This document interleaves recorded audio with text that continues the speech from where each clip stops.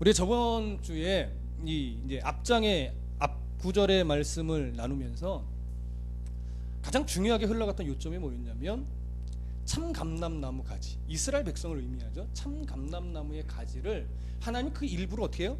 잘라내셨어요.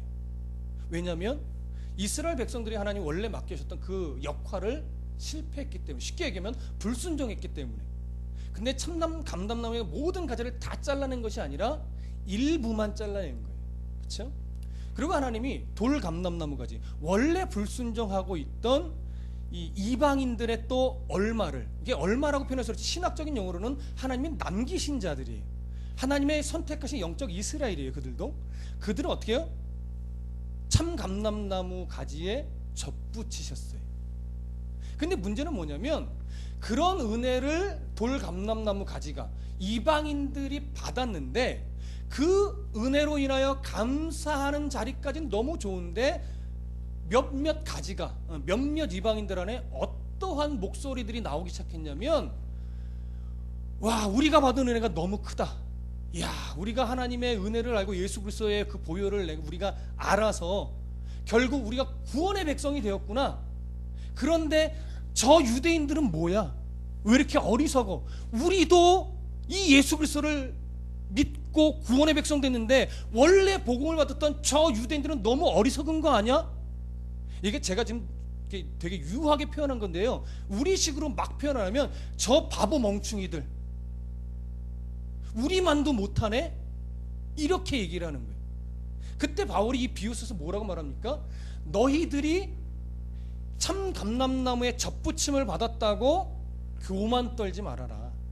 마치 너희들이 예수 그리스도를 믿었고 너희들이 예수 그리스도를 영접하여 마치 너희들이 좋은 열매를 맺는 가지인 것처럼 생각하고, 우리 같은 사람이 여기에 접붙임을 받았으니 이 나무가 사는 것 아니냐, 이렇게 착각하고 있는데, 하나님의 접붙이심의 원리는 가지가 귀에서 접붙인 것이 아니라 그 뿌리의 진액을 공급해 주기 위해서. 무슨 얘기예요? 가지를 살리려고. 원래는 접붙이는 이유가 뭐예요? 나무를 살리려고 좋은 가지를 접붙이는 게 사람의 방법이에요. 그러나 하나님의 방법은 거꾸로예요. 나무를 살리려고 가지를 접붙이는 것이 아니라 가지를 살려내려고 어떻게 해요? 접붙이는 거예요. 그래서 뿌리의 진액을 공급받게 하기 위해서. 그렇기 때문에 너희들이 자랑할 게, 너희들이 교만 떨 이유가 하나도 없다 이거죠. 지금의 너희들의 모습이나 지금 아직 남아있는 이스라엘 중에 하나님이 남기신 자들이나 뭐예요? 똑같다라고 하는 거예요. 그러니까 로마서 9장부터 11장에 이르기까지 바울이 끊임없이 반복하면서 강조하고 있는 게 뭐예요? 구원을 받는 방법에 있어서 선민이라고 자처하던 유대인이나 원래 하나님을 불순종하며 악하게 살았던 이방인이나 구원에 이르는 방법이 다르다, 같다? 같다. 이걸 이야기하는 거예요. 근데 유대인들은 어리석게 우리가 선민이니까 라고는 너무나 특별의식이 심했고 선민사상이 너무 강했고, 그래서 우리만 구원의 백성이다, 이런 어리석은 생각을 했고, 이방인들은 원래는 어떻게 했어요? 자기들의 우상을 섬기고 자기들의 돈을 힘으로 삼고 오직 자기만을 위해 살았단 말이에요. 그런 하나님을 믿어서 뭐해? 이렇게. 그러나 하나님이 그런 그들도 결국 누구 앞으로? 예수 그리스도의 보혈 앞으로 끌어오시더니 결국 하나님 나라의 백성으로 삼으셨다고요. 그러니까 이스라엘이 교만할 이유도 없고 이방인이 낙심할 이유도 없어요. 다시 거꾸로 구원의 백성 됐다고 해서 이방인이 교만할 이유가 없고, 지금 가지에서 꺾여 나가 있는 상태라고 해서 유대인들이 낙심할 이유가 있다 없다? 없다. 우리가 그 이유를 우리가 저번 시간에 24절에서 봤어요. 23절, 24절, 11절 함께 읽어보겠습니다. 시작. 그들도 믿지 아니하는데 머무르지 아니하면 접붙임을 받으리니 이는 그들을 접붙이실 능력이 하나님께 있음이라. 네가 원 돌감람 나무에서 찍힘을 받고 본성을 거슬러 좋은 감람나무에 접붙임을 받았으니 원 가지인 이 사람들이야 얼마나 더 감람나무에 접붙이심을 받으랴. 자, 무슨 말씀이었어요? 하나님이 이방인을 접붙여서 살리신 것처럼 지금 찍어낸 유대인들의 그 가지들을 그들이 결국 하나님이 선택한 백성 어떻게 해요? 돌이키실 거란 말이에요. 그래서 그들이 믿지 않은 데서 떠나서 믿음의 자리로 오기만 하면 하나님이 다시 그들을 어떻게 해요? 이 참 감람나무에 붙이실 거라는 거예요.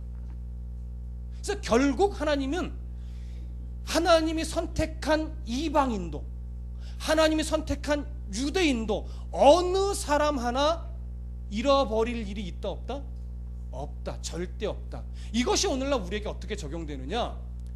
본성을 거슬러 자기의 힘으로는 자기의 지식으로는 자기의 재능으로는 절대 하나님을 만날 수 있다 없다? 없다. 이쁘다고 하나님 만날 수 있다 없다? 예, 잘생겼다고 만날 수 있다 없다? 없다. 오직 하나님의 부르심에 의해서만 예수 그리스도를 만날 수 있고 믿을 수 있는데, 나 같은 놈도, 쉽게 얘기하는 거예요, 나 같은 놈도 목사 만들어서 설교를 하게 하셨다면 여러분들을 믿게 하신 그 하나님이 여러분들이 기도하고 있는 형제 자매 부모 자녀들이 언젠가는 주 앞으로 돌아올 수 있도록 하나님이 만드실 거라는 얘기예요. 하나님이 그 일에 실패하시겠냐 이거예요. 우리는 낙심이 돼요. 왜? 한 10년 기도해도 와야 될 사람이 안 오거든요. 주 앞에 돌아와야 될 사람이 안 오거든요. 근데 그 10년은 누구 기준의 10년이에요? 내 기준의 10년이에요. 하나님의 10년은, 우리의 10년은 하나님의 몇 년과도 같을까요? 1초? 눈 깜짝할 새? 뭐 그런 거예요. 그렇죠? 그러나 결과는 하나님이 놓치신다 안 놓치신다? 안 놓치신다. 그래서 중요한 것은 언제 돌아오려나 이게 아니라 그들이 돌아올 수 있도록 내가 어떻게 살아가고 있어야 할 것인가. 여러분, 종종 이런 사람들이 참 안타깝습니다. 목사님, 우리 형제가 예수를 믿어야 되는데 아무리 얘기를 해도 돌아오질 않아요.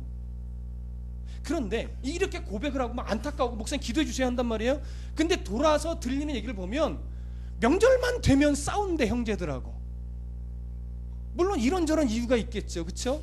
근데 돌아보면 잘 따져보시면 뭐냐면요, 그 예수 앞으로 돌아오면 좋겠다라고 그 형제들 앞에, 또는 그 친구들 앞에, 또 그 어떤 사람들 앞에서 내가 더 그리스도인으로서 좀 더 낮아지고, 내가 그리스도인으로 더 섬겨주고, 내가 끝까지 이해하고 용납하고 품는 실력이 우리가 더 넓어지면 결국 그 모습 안에서 하나님이 뭘 영광의 빛을 어떻게 해요?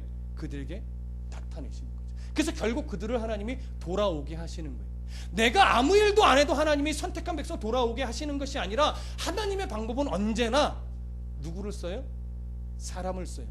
내가 일 안 해도 하나님이 다른 사람을 쓰시지만 하나님은 누구를 쓰고 싶어 하세요? 나를 쓰고 싶어 하시는 거예요. 그것 때문에 그런 거예요. 내가 일 안 해도 하나님은 일 하신다니까요. 근데 이왕이면 하나님은 누구를 통해서 일을 하고 싶다고요? 나를 통해서. 그래서 우리가 순종하는 거예요. 그래서 우리가 그리스도인답게 살려고 더 애써야 하는 거라고요. 근데 많은 그리스도인이 어디서 실패해요? 여기서 실패하는 거예요. 다른 사람이 잘 살면 되죠. 나는 그냥 예배만 잘 드릴게요. 구원에는 지장 없을 수 있겠죠. 그러나 성숙한 그리스도인으로서 하나님이 맡겨주신 삶을 성숙하게 살아나가는 데는 그런 자세로는 어떤 영광도 누릴 수 없습니다. 사사시대도 그래서 영광을 누리지 못한 사람이 많았어요. 내게 올 영광을 누구에게 뺏긴 역사가 있어요? 여인에게 뺏긴 역사도 있다고요. 사사기를 보면. 내가 순종했으면 그 하나님의 기뻐하심의 은혜의 영광스러움이 내게 왔을 텐데 내가 불순종함으로 말미암아 그 영광이 없는 거예요. 그 영광. 그게 하나님의 안타까워하심이라. 이스라엘 백성이 믿고 싫다가 아니라 하나님의 원래 계획은요, 이스라엘이 잘났다 못났다가 아니라 이스라엘을 통해서 열방이 구원의 길로 나아가게 했으면 좋겠다 했어요. 그들이 대단해서가 아니고 또 그들이 특별해서가 아니라 그러기를 하나님이 원하신 거예요. 근데 이스라엘이 교만하여 어떻게 해요? 그새 실패하는 거지. 그래서 이스라엘은 지금 뭐 된 것 같아요? 버림받은 상태 같아요. 근데 하나님이 그들을 버리신 거다 안 버리신 거다? 아직 버린 게 아니다. 그게 지금 로마서 11장까지 이어지는 아주 중요한 핵심인데 오늘 본문에서 그것을 바울이 이제 확정짓니다. 확정짓. 그래서 12장부터는 이제 그러니 그리스도인이 어떻게 살 것인가 삶에 대한 부분으로 이제 넘어가는 거예요. 그러니까 참 힘겹게 왔어요. 계속 똑같은 얘기가 반복되어지듯이. 자, 본문으로 들어가 보시죠. 25절 함께 읽습니다. 시작. 형제들아 너희가 스스로 지혜 있다 하면서 이 신비를 너희가 모르기를 내가 원하지 아니하노니 이 신비는 이방인의 충만한 수가 들어오기까지 이스라엘의 덜어는 우둔하게 된 것이라. 잘 들으세요. 여기서 형제들아 누구일까요? 누구를 보고 형제들아 이렇게 부르는 걸까요? 로마 교회 성도들입니다. 물론 지금 로마 교회 안에는 유대인 기독교인도 있고 이방인 기독교인도 있는데 바울이 더 중심을 두고 있는 건 누굴까요? 그렇죠. 로마 교회 안에 있는 이방인 기독교인들이에요. 근데 이방인 기독교인들 중에서도 또 조금 더 좁혀보자면 유대인들을 조금 어리석게 보는 시선을 갖고 있는 이방인 기독교인들, 그들을 부르는 거예요. 형제들아 너희가 스스로 어떻게 해요? 지혜 있다 하면서. 이게 뭐예요? 우리는 지혜가 있어서 예수 그리스도를 영접했는데 유대인들은 참 어리석다, 이런 생각을 말하는 거예요. 스스로 지혜 있다 하면서 뭘 모르기를 원하지 않는다? 이 신비를 너희가 모르기를 내가 원하지 않는다 이거예요. 이 신비는 개역 한글 판성기에서는 비밀이라고 말했어요. 헬라어로는 미스테리온 이렇게 말하는 건데 오늘날 영어로 미스테리의 어떤 어원이 된 얘기입니다. 근데 여기서 말하는 미스테리는 감춰놓고 모르게 하는 이런 것을 말하는 것이 아니라 보여주고 들려줬음에도 불구하고 하나님이 깨닫게 해주시지 않으면 알 수 없는 것, 그걸 말하는 거예요. 이게 뭘까요? 하나님의, 인류를 향한 하나님의 구원 계획이에요. 하나님의 구원 계획이 어떻게 인간의 역사 속에서 흘러갈 것인가, 그게 바로 여기서 말하는 신비예요. 구원의 역사의 모든 것. 그런데 문제는 뭐냐면 이 이방인들이 왜 유대인을 지금 어리석게 바라봤느냐? 하나님이 이끌어가신 구원 역사의 전체를 보지 못하고 어디만 봐요? 일부분만 본 거예요. 그래서 그것이 전부인 줄 알고 뭐예요? 유대인을 어리석다고 말하는 거예요. 왜? 지금 이스라엘의 모습은 마치 하나님께 버림받은, 하나님의 대적자가 된, 하나님의 원수가 된 것 같은 모습이기 때문에 그렇습니다. 그래서 바울이 신비가 뭐냐 이걸 설명해 주는데 그 중간 이후에 다시 보세요. 이 신비를 너희가 모르기를 내가 원하지 아니하노니 이 신비는 이방인의 충만한 수가 들어오기까지 이스라엘의 덜어는 어떻게 해요? 우둔하게 된 것이라. 이게 신비의 내용이에요. 조금 더 보자면 26절 상반절에 그리하여 온 이스라엘이 구원을 받으리라. 여기까지가 뭐예요? 지금 바울이 강조하고 있는 신비의 내용이에요. 그러니까 이방인의 충만한 수가 돌아오기까지라고 하는 것은 이방인들, 이스라엘을 제외한 모든 인류, 거기에는 어디도 포함될까요? 한국 사람도 포함이 됩니다. 동남아시아, 중동, 각 대륙의 모든 사람이 다 포함되는 거예요. 이스라엘을 제외한 모든 인류가 어떻게 되기를? 구원에 이르기를. 그러나 여기서 말하는 모든 인류라는 것, 오늘 성경대로 표현하면 이방인의 충만한 수라는 것은 한 사람도 빠짐없는 모든 사람이 아니라 하나님이 구원하기로 작정하신 선택받은 모든 자. 무슨 말씀인지 아시겠죠? 예수 그리스도를 나의 주 나의 하나님으로 믿는 모든 자를 말하는 거예요. 하나님이 믿게 하기로 작정한 모든 자, 그들이 다 충만하게 돌아오기까지 이스라엘의 덜어는 어떻게 됐어요? 우둔하게 됐어요. 그러면 보세요. 덜어라는 게 이스라엘의 전체를 말하는 겁니까? 일부분을 말하는 겁니까? 일부분을 말하는 거예요. 일부분이 버림을 당해 있는 것처럼 보이다가 하나님이 원하시는 이방의 충만한 수가 하나님께 돌아오면 어떻게 된대요? 온 이스라엘이 구원을 받게 된대요. 그럼 여기서 말하는 온 이스라엘은 민족적인 이스라엘 전체를 말하는 걸까요? 그렇지 않단 말이에요. 종종 이 구절을 연결해서 어디까지 뻗어가는 자들이 있냐면 만인 구원설로 뻗어가는 사람들이 있어요. 그 근거가 되지 않습니다. 좀 이따가 조금 더 얘기를 드릴게요. 여기서 말하는 온 이스라엘이라고 하는 것은 이스라엘 백성 안에 하나님의 구원을 주기로 어떻게 작정한 사람, 그들이 돌아온다는 얘기예요. 근데 보세요, 우리가 이 구절이 어렵지는 않은데 이해하기가 만만치 않은 이유가 뭐냐면, 그렇다면 이방인은 우리도 포함되는 거예요. 하나님 원하시는 충만한 이방인의 숫자가 하나님께로 돌아오는 것이 역사 속에서 계속 진행이 될 텐데, 그러면 하나님 원하시는 충만한 숫자가 다 돌아오기까지 이방인들은 구원을 못 받을까요? 아니, 유대인들은 구원을 못 받을까요? 구원을 못 받다가 하나님 원하시는 이방인들이 충만히 구원 받게 되면 그제서야 이스라엘 백성이 돌아오는 걸까요? 그렇지 않단 말이에요. 그런 의미가 아니라 이방인들이 계속, 그러니까 이스라엘이 실패함으로 말미암아 구원의 역사가 사도 바울과 같이 이방인으로 뻗어나서 거기서 복음이 자라서 교회가 되고 그 교회가 퍼져나서 지금의 한국에도 복음이 들어오는 이런 역사까지 흘러왔는데, 이런 역사가 진행될 때마다 이방인들은 계속하여 하나님을, 그러니까 이스라엘 전체 전반적으로는 하나님을 거절하고 대적하고 아직도 예수 그리스도를 인정하지 않는 삶을 살아가고 있는 것처럼 보이겠지만, 비록 많은 수는 아직 아닐지라도 하나님이 구원하기로 작정한 사람들은 놓친다 안 놓친다? 한 명도 안 놓친다. 실수함이 없고 실패함이 없이 구원으로 이끌어내시는데 그 숫자가 아직 충만한 숫자는 아니다, 이거예요. 하나님은 실패하지 않으시니까. 그런데 이제 하나님이 작정한 때가 언제인지는 모르나, 이단인들이나 세대주의적인 사람들은 자꾸 얼마 안 남았다 헛소리들 하고 있지만 아무도 알 수 있어요? 없단 말이에요. 내일 올 수도 있는 거예요. 1000년 후에 올 수도 있는 거예요. 그러나 중요한 건 언제 올지 모르나 분명히 오시는 거죠. 그때까지 이방인들이 이제 하나님 원하시는 만큼 온 열방 가운데 복음이 충만하게 전해지면 그제서야 이스라엘이 전반적으로 우리가 믿어왔던 게 잘못됐구나 이걸 알고 이스라엘의 전반적인 회개운동이 일어나는 거예요. 다 회개하는 것이 아니에요. 그것을 오늘 본문의 언어로 표현하자면 이방인의 충만한 수가 돌아오게 되면 그들로 인해서 이스라엘의 충만한 수가 우리가 잘못 믿어왔구나 돌이키고 하나님 앞에 충만한 수가 돌아오게 된다는 거예요.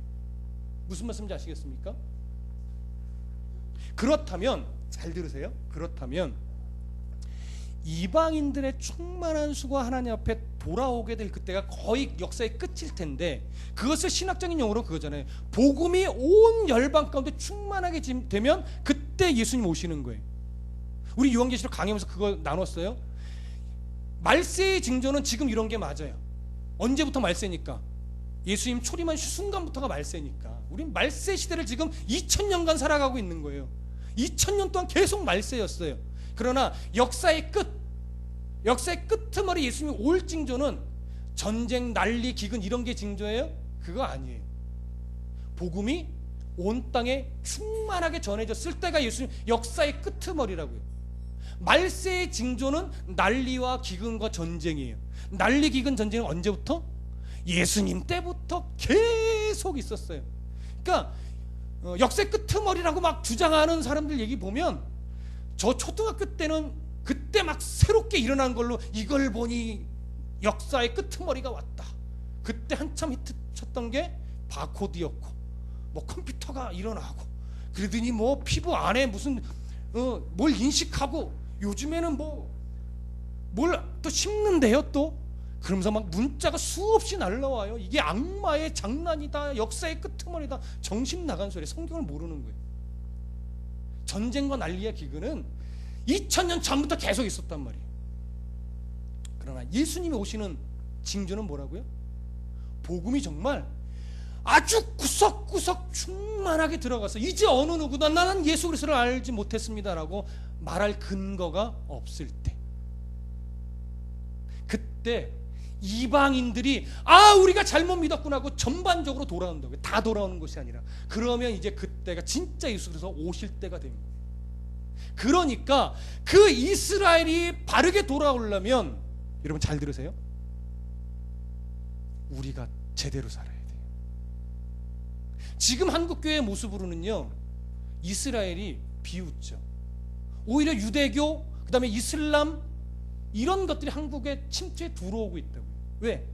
교회가 힘을 발휘하지 못하니까. 교회가 영향력을 잃어버리고, 교회가 교회답지 못하고, 죄송합니다, 목사가 목사 같지 않아요. 장로가 장로 같지 않아요. 성도가 성도 같지 않아요. 오히려 더 악독한 것 같아요. 오히려 더 도덕적으로 윤리적으로 더 문란한 것 같아요. 목사들이, 직분자들이, 교회가 욕심 더 부리고요, 더 잘 싸고요. 법정에 서면요, 누구 하나 죽어야 끝나는 게 예수 믿는 자들이에요. 그 중에 가장 악랄한 게 목사끼리 재판 붙었을 때 가장 악랄해요. 얼마나 창피한 일인지 모르겠습니다. 그런 모습이 가득한 한국 교회가 어떻게 유대인들이 하나님께 돌아올 수 있는 영향력을 발휘하느냐. 그래서 종종 선교사님들이 이렇게 말해요. 이제 하나님이 한국 교회의 그 촛대를 옮기실 때가 됐다고, 옮기실 것 같다고. 그러나 그건 하나님을 잘 몰라서 하는 소리입니다. 하나님은 그렇게 촛대를 쉽게 옮기시는 분 아닙니다. 이스라엘이 돌아오려면 한국 교회도 끝까지 뭐 해야 돼요? 말씀 위에 견고히 서야 돼요. 저 중국 땅도 마찬가지예요. 저 북한 땅도 마찬가지예요. 결국 복음이 승리한다고요. 그래서 하나님이 세워 놓으실 거라고요. 그렇게 한국 땅도 북한 땅도 중국 땅도 곳곳 땅들이 마치 돌짝밭 같고 가시덤불 같아서 저기서 복음의 꽃이 필래나, 이런 한국 땅에서 복음의 꽃이 필래나 하지만 시의 능력이 있기 때문에, 말씀의 능력이 있기 때문에 결국은 뭐예요? 없어지지 않아요. 결국 하나님이 원하신 열매를 사람이 맺는 것이 아니라 하나님이 맺고야 마신단 말이에요. 그래서 결국 그것이 곳곳에 충만하게 되면 누가 돌아와요? 그때 이스라엘이 돌아오는 거예요. 그래서 여러분, 우리 개개인의 삶은요, 단순하게 아주 편협적으로 그냥 안산 일동에서만 살아가는 삶이다 이렇게 생각하지 마십시오. 우리 한 사람이 이 소소한 일상을 그리스도인답게 살아내는 이 실력들이요, 모이고 모여야 되는 거예요. 그게 전 세계로 퍼지고 퍼져야 되는 거예요. 그래야 유대인이 돌아오죠. 그래야 유대인이 참 구원자 예수 그리스도를 바라볼 수 있다고요. 근데 성도들이 넘어지면, 말씀이 말씀답게 세워지지 않으면, 말씀이 말씀답게 선포되어지지 않으면 유대인들은 오히려 아직도 콧방귀를 낄 거예요. 저 어리석은 인간들 이럴 거라고요. 여러분, 우리가 어리석은 인간들이 되지 않을 수 있는 방법은 딱 하나입니다. 목회자는 말씀을 바르게 선포하고, 성도는 말씀을 바르게 듣고 말씀대로 살아가는 싸움을 일상 속에서 해내는 거예요. 그게 바로 예수님이 이 땅에 빨리 오시게 하는 뭐예요? 유일한 방법입니다. 네. 우리가 그리스도인다운 삶을 잃어버리지 않는 것. 빨리 오신다고 하니까 막 제가 날짜를 막 못 박을 것 같죠? 천만의 말씀. 네, 그럴 수 없습니다. 우리가 그렇게 살아야 돼요. 그게 오늘 바울이 이 신비를 너희가 알기를 원한다, 이 마음이에요. 바울의 마음이에요, 이게. 자, 그러면 26절부터 27절 함께 읽어보겠습니다. 시작. 그리하여 온 이스라엘이 구원을 받으리라. 기록된 바 구원자가 시온에서 오사 야곱에게서 경건하지 않은 것을 돌이키시겠고, 내가 그들의 죄를 없이 할 때에 그들에게 이루어질 내 언약이 이것이라 함과 같으니라. 자, 오늘 이 26절 27절은요 이사야서 59장 20절과 21절의 말씀을 바울이 인용한 말씀인데, 이 이사야서 말씀은요, 이스라엘의 구속자 되신 그리스도께서 언젠가 하늘에서 오실 때 야곱의 그 경건하지 않은 것들을 하나님이 다 돌이키시고 결국은 언약을 성취하실 거다라고 하는 구약시대 예언이에요. 근데 그 예언을 바울이 왜 지금 인용하고 있느냐? 지금 이 모습이, 이스라엘은 버림받은 것 같고 유대인들만 구원받은 것 같은 이 상황이 하나님의 구원 계획의 끝이 아니다라고 하는 거죠. 아직도 이스라엘은 구약시대부터 이스라엘과 맺었던 그 언약의 유효함 속에 뭐예요? 있다라고 하는 거예요.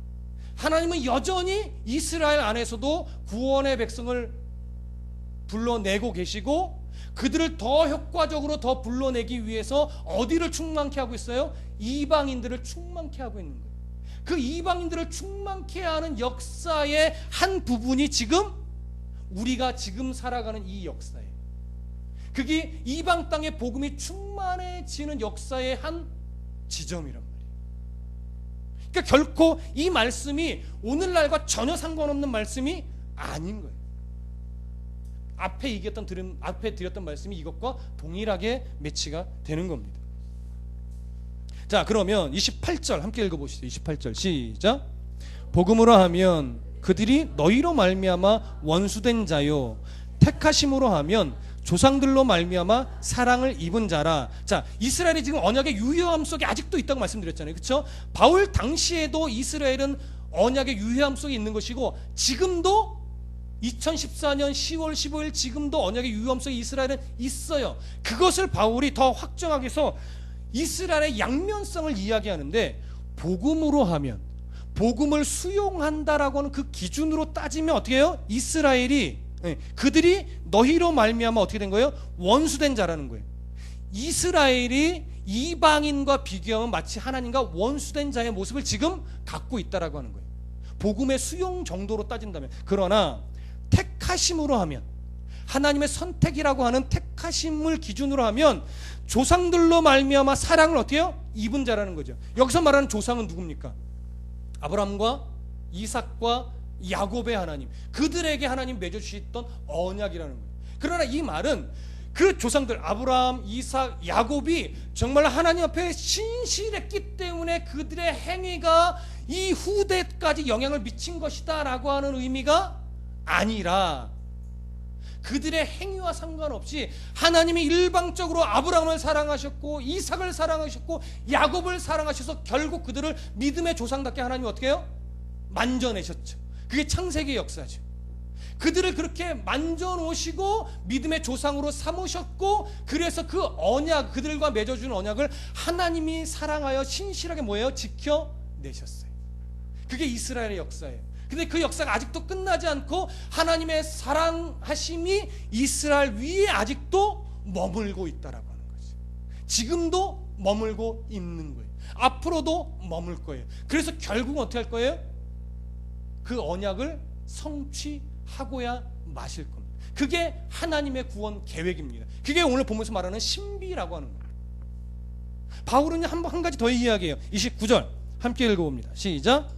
하나님의 은사와 부르심에는 후회하심이 없느니라. 자, 여기 보면 하나님의 은사와 부르심, 마치 두 가지를 이야기하는 것 같아요. 은사 그리고 부르심. 그렇게 이해하셔도 큰 문제는 없습니다. 그럼 원문으로 조금 더 깊이 보시면 이 부분은 하나님의 부르심의 은사라고 표현하는 게 더 옳은 것 같습니다. 번역을 그렇게 하는 게 더 나은 것 같습니다. 하나님의 부르심의 은사에는 뭐가 없다? 후회하심이 없다. 후회하심이 없다라는 말은 원문으로 들어가면 어디까지 뻗어갈 수 있는 단어냐면 취소함이 없다, 때로는 번복함이 없다, 이런 말이에요. 그러니까 하나님의 부르심의 은사를 입은 사람은 그 구원으로 인도된 은혜가 결코 나의 어떠함으로 인해 취소되거나 번복되거나 내가 실수했다, 야 쟤는 아무리 봐도 끝까지 구원의 줄기에 붙잡아 놓을 만한 애가 아니다, 야 이러시는 하나님이 아니라는 거예요. 왜? 부르심의 은사는 나의 어떠함으로 인해서 선택된 게 아니기 때문에, 쟤를 선택하면 잘 믿을 것 같아, 이래서 선택한 게 아니라, 쟤를 구원으로 이끌면 교회에 헌금을 많이 할 것 같아, 이래서 부르신 것이 아니라고요. 나의 어떠함과 상관없이 그냥 하나님이 어떻게 해요? 날 사랑하셨어요. 그래서 우리를 인생 속에서 계속 복음을 듣게 하셨어요. 불러내신다고요. 근데 우리의 강팍함이 싫어요, 안 믿어요, 안 가요, 이러다가 어느 순간 그 부르심이 거절할 수 없는 부르심으로 내가 받아지면서 교회로 나오고, 그러면서 말씀을 듣게 되고, 그러면서 그 말씀이 내 생명의 말씀으로 내가 어떻게 해요? 인정하게 되고, 그래서 내 안에 뭐가 생겨요? 믿음이 생겨나는 거지. 그래서 어떤 사람은 그 부르심에 일찍 순종하여 나오는 사람이 있는 반면, 어떤 사람은 마음이 강팍해서 어떻게 해요? 아주 늦게 오는 사람이 있어요.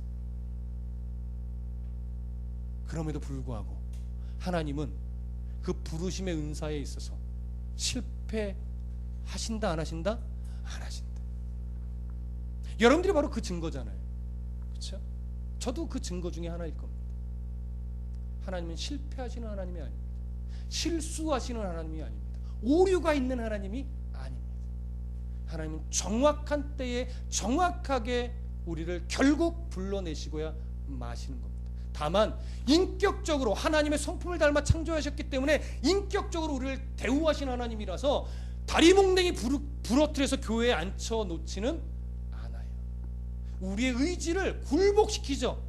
어떻게든. 그래서 스스로 굴복하여 하나님 앞에 나오도록 전 인생을 통해 섭리하시는 거예요. 그래서 어떤 사람은 죽음의 문턱에서 예수 그리스도를 영접하는 경우도 그래서 생기는 겁니다. 왜? 그를 인격적으로 대우하셨기 때문에. 너 스스로 굴복했으면 좋겠다. 네 마음으로 자원하여 나를 하나님으로 네가 영접했으면 좋겠다. 그렇게 기다리시다 보니 어떤 사람은 어떻게 해요? 죽음의 문턱에서 결국 하나님이 불러내시더라는 거죠. 근데 여러분은 그렇지 않았어요. 에녹은 몇 년 걸렸을까요?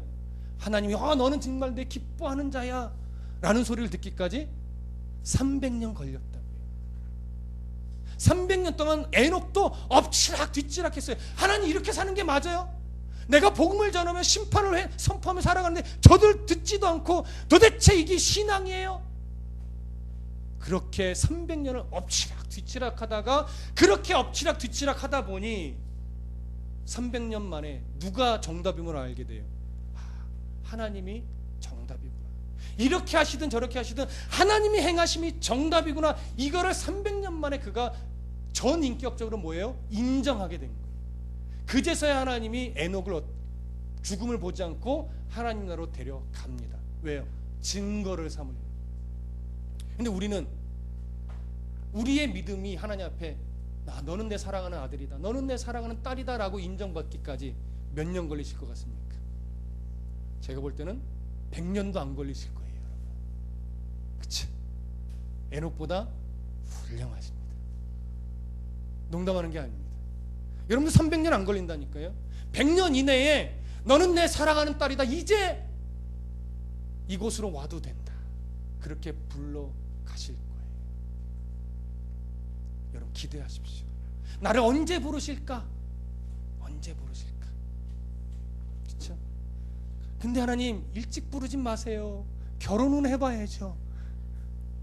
사실 일찍 부르신다는 건 뭐냐면 이제 너는 충분하다 이거예요. 사실은 그게 우리가 보기에 저런 사람이 뭐가 충분해요 라고 그건 우리의 시선으로 판단하는 거지, 하나님이 보실 때 어떠한 모습으로 죽던지 간에 그의 죽음을 허락하셨다면 뭐냐면 너는 이제 죽어서 내가 있는 곳에 와도 된다라고 하는 거예요.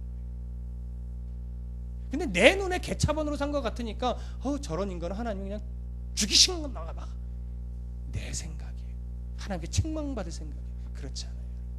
내가 보는 시선과 하나님이 그 사람을 보는 시선은 전혀 다르다는 걸 아셔야 돼요.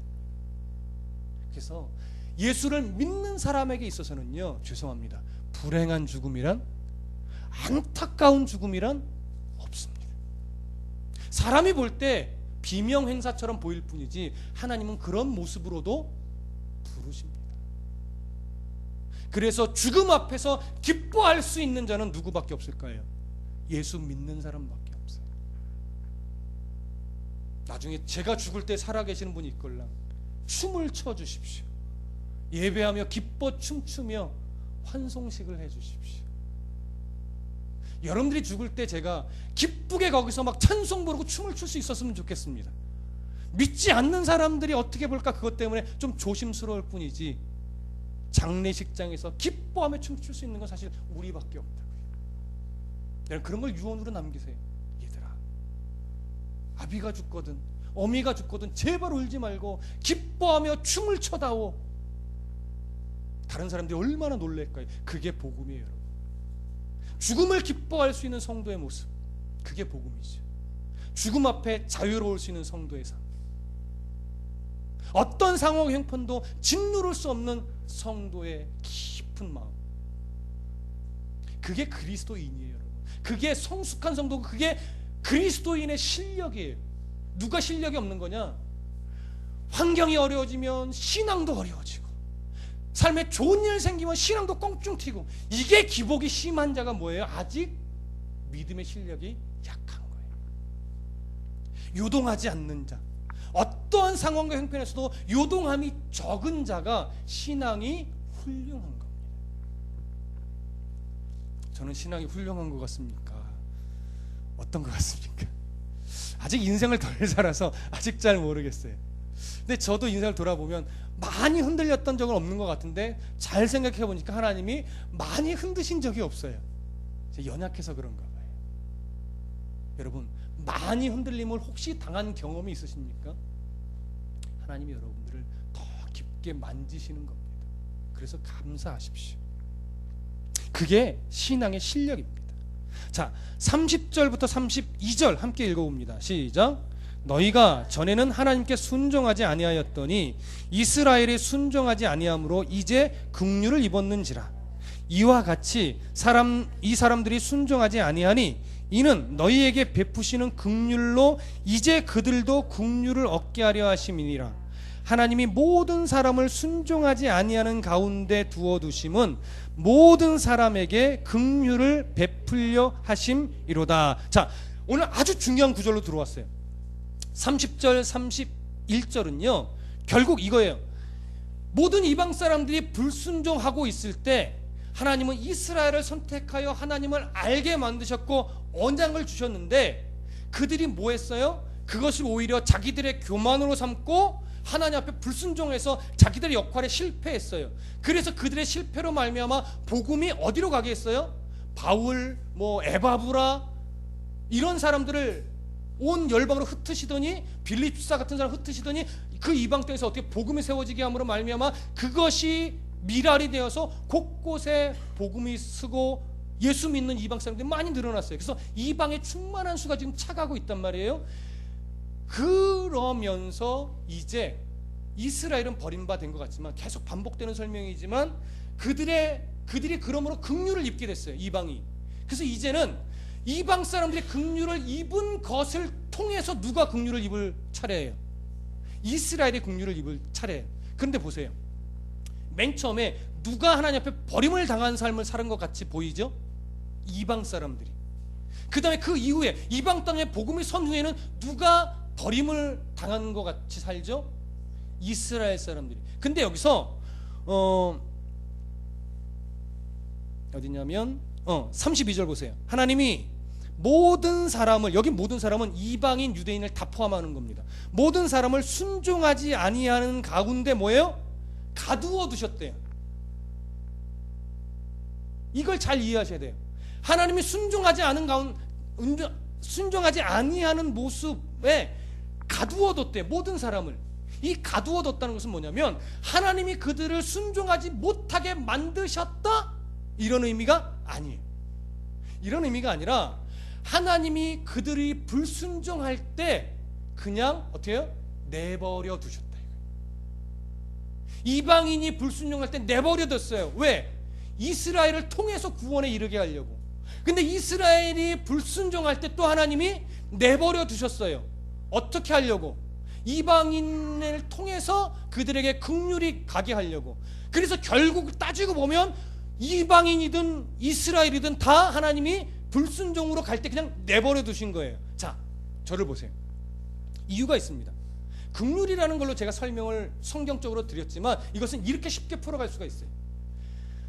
사람이 믿음으로 갈 때, 하나님을 믿는 믿음의 자리로 나아갈 때요, 어떤 사람이 더 견고한 믿음에 설까를 한번 생각해 보세요. 두 가지를 말씀드릴게요. 첫 번째, 기도하는 대로 막 응답을 주셔요. 병도 고치게 해주고 막 기적 같은 일이 일어나요.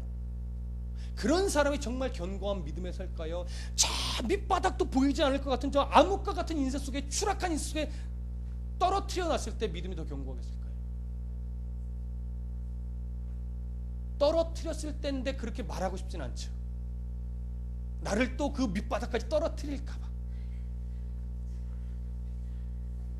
그러나 이미 돌아보시면 그냥 상대적으로 정도의 차이는 있을지 모르겠으나 누구나 다 밑바닥에 떨어져 봤던 경험은 있단 말이에요. 그때 사람은 믿음에 서요. 그런데 그럼으로 인해서 결국 하나님을 만나게 하고자 하는 하나님의 구원의 큰 그림을 보지 못하면 사람은 어떻게 나가냐면, 어떻게 하나님 그러실 수 있어요? 제가 주의를 범한 적이 있습니까? 제가 11조를 빼먹기를 했어요? 제가 교사를 안 했어요? 봉사를 안 했어요? 헌신을 안 했어요? 근데 왜 이러시는 거예요? 그렇게까지 안 하셔도 저 잘 믿을 수 있거든요? 이렇게 말할 수 있다고요. 아니 이렇게 말하기도 한다고요. 그런데 잘 들으세요. 사람의 착각입니다.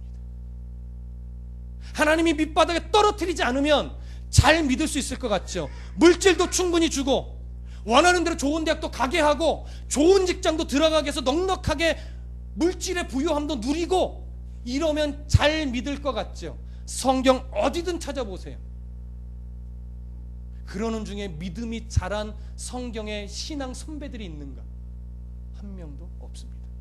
기적이 믿음을 세우지 못합니다.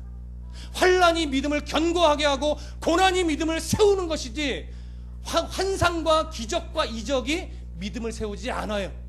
오히려 예수님을 왕으로 세우려고 하는 어리석음을 범하죠. 오병이어 기적 후에 어떤 짓을 해요? 당신이면 우리의 왕이 될 수 있겠군요. 이 로마를 물리쳐 주시고 우리를 배부르게 해주십시오. 예수님이 왜 왔는지를 못 보는 거예요. 왜? 기적에 더 눈이 멀어서.